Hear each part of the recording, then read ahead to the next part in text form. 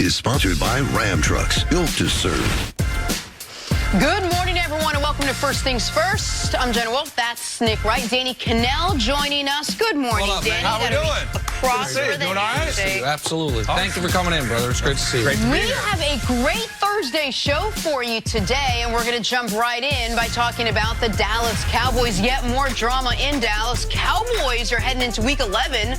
A little shy of preseason expectations, not what you'd expect when your quarterback is having a tremendous year, when your running back is Ezekiel Elliott, and when, for the most part, you've been healthy. But at 5-4, and in a tie with Philly in the NFC East, and with Jerry Jones making comments about the run game, everyone in Dallas is on alert, including Zeke himself.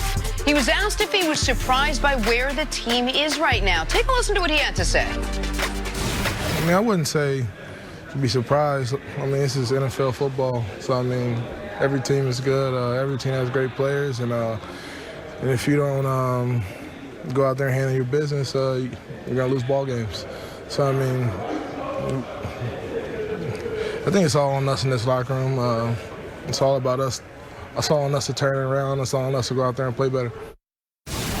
Nick, Ezekiel Elliott may not be surprised, but are you a little surprised by their 5-4 record at this point? How they've looked compared to their record, their stats compared to their record, and their stature in the league because of their record, I think all of it's at least somewhat surprising, especially given the level of play from Dak Prescott, who going into the year, that was the biggest question mark I had about this football team is that we knew Dak was going to get paid. Now, he oddly has not yet been paid, but he was going to be paid like one of the top 6 or 7 quarterbacks in football. I didn't think he could play up to that standard. Thus far this season, he has, and yet they're 5-4. And now I think most people would say they should at the very least be 6-3 because everyone's going to circle that Jets game, and all year long they're going to circle that Jets game, and they 100%, Jenna, they absolutely should circle the Jets game, and they don't have a game to offset it. It's not like, well, we lost to the Jets, but we did beat Green Bay, a Green Bay team that looks like one of the best in football, if not the best in football. Their best win, of course, is the home game against Philly, which I think they were the favorite. Not I think, I know they were the favorite, and they're supposed to win that game.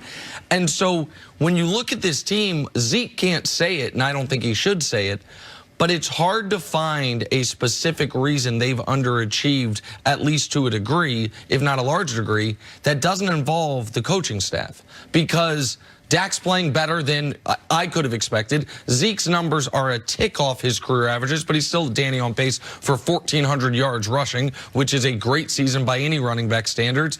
And they have not been ravaged by injuries. They've had injuries here and there, but they haven't been a team that's just been ruined by injuries like the Chargers were early in the year, like Kansas City was dealing with about the quarter pole of the season.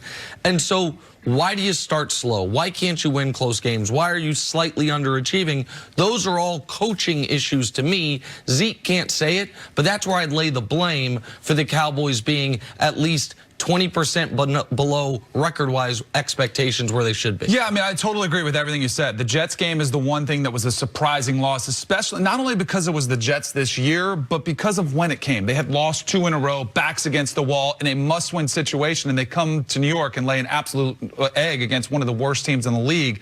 That was surprising in itself. But as far as where they are, 5-4, 6-3, there's not a huge difference there.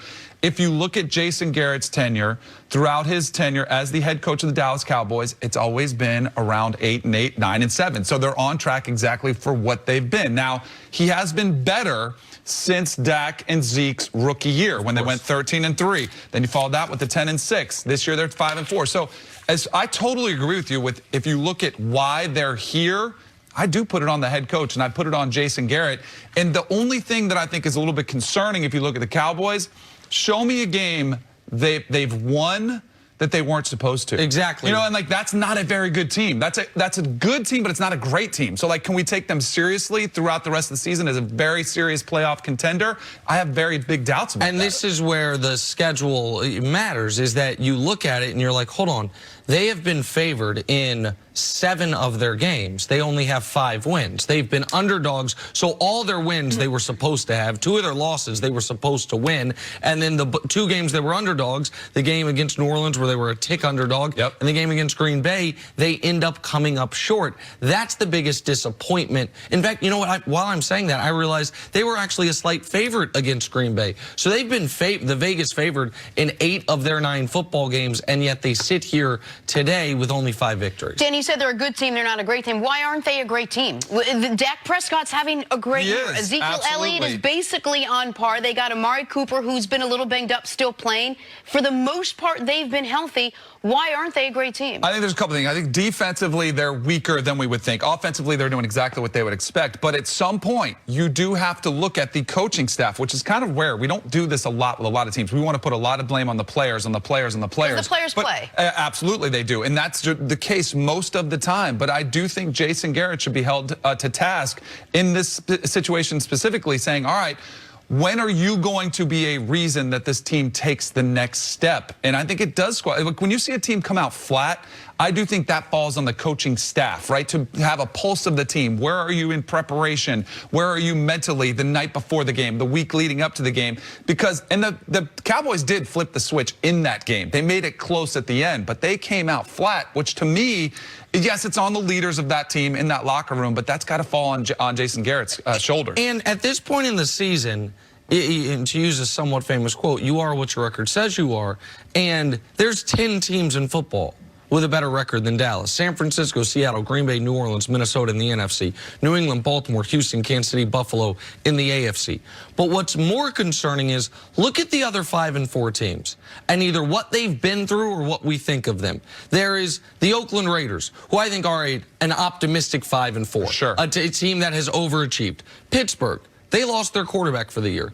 Indy lost their quarterback right before the year and then lost a game because their secondary quarterback, Jacoby Brissett, couldn't play, and Brian Hoyer came out and was terrible this past weekend. Carolina, they lost their quarterback for the year. They actually, record-wise, got better since then. They're 5 and 4. Then there are, you could argue, the 3 most disappointing teams that are still relevant at this point in the season. So not Cleveland, not Atlanta. The Los Angeles Rams, who we placed, to me, a ton of that blame on Todd Gurley's injury and Jared Goff's deterioration. The Philadelphia Eagles, who have been inexplicably mediocre all year, and the Dallas Cowboys. Like, all 5 and 4s are not created equal. Oakland, Pittsburgh, Carolina, Indy, I think have to feel pretty good about being 5 and 4. Those 3 other teams, Philly, the Rams, and the Cowboys, have to feel like, really, this is the best we can do through 9 games? And let me just add something to what you just said. Of all the NFC teams up until this point, only the Niners have had an easier schedule than the Cowboys have played so far. So when you look at that 5 and 4, you factor that into it. Do you think they have enough to make a run now? I think they have enough. So I thought coming into the season they were going to win the NFC East. They're in position to do that. But when you look at how they played against teams outside of the NFC East, they're 1 and 4, and the one win outside of the NFC East is the Miami Dolphins. Like, they're just, I don't know how seriously you can take them against the other teams that are good, like the Packers, like the Saints, like the Seahawks, or the 49ers. They're just, it's hard to picture them taking that next step from what we've seen this year, because it just hasn't happened. And to your point about the schedule, Jenna, to me right now, if the NFL season was a 400-meter dash, the Cowboys had the outside lane. And so they start to where it looks like they're ahead. But if going into the last half of the race, they're even with someone who's on the inside lane, they're dead. Great way to describe that. And right now, Philly, they've already had their tough part of the schedule. So they might be even in the standings, but Philly has the far cleaner path to the division. That's why I think Philly, not just because they were my preseason pick, because they're my preseason pick for the 2 seed, and that is out the window. They have way underachieved. The Cowboys are right now, to me, the clear underdogs in the division, even though they're undefeated in the division and they beat Philly straight up, because what they're going to have to do to win the division the rest of the way is something they have not been able to do up to this point, which is win a game they're not supposed to, beat a true quality opponent. They haven't shown me the ability to do that. And that ultimately is more disappointing than the record itself because of what it says about the team, given the level of talent and the fact that Jerry Jones gave them all the resources. All those guys, it's not like, man, we can't bring Zeke. We're going to trade Zeke because we can't pay him. Here. They brought everyone back. They said, we'll deal with 2022 problems in 2022. Let's try to win right now. And instead, they're right in that mediocre range where they don't want to be. The next 2 weeks, 2 road trips at Detroit and at New England. You're going to find out a lot more about this Dallas Cowboys team. The problem is, I think they probably go 1-1, and we're having the exact same discussion in a few weeks. Good. It's good for ratings. Yeah. Danny, I don't know if you've been here for Thursday night during football season.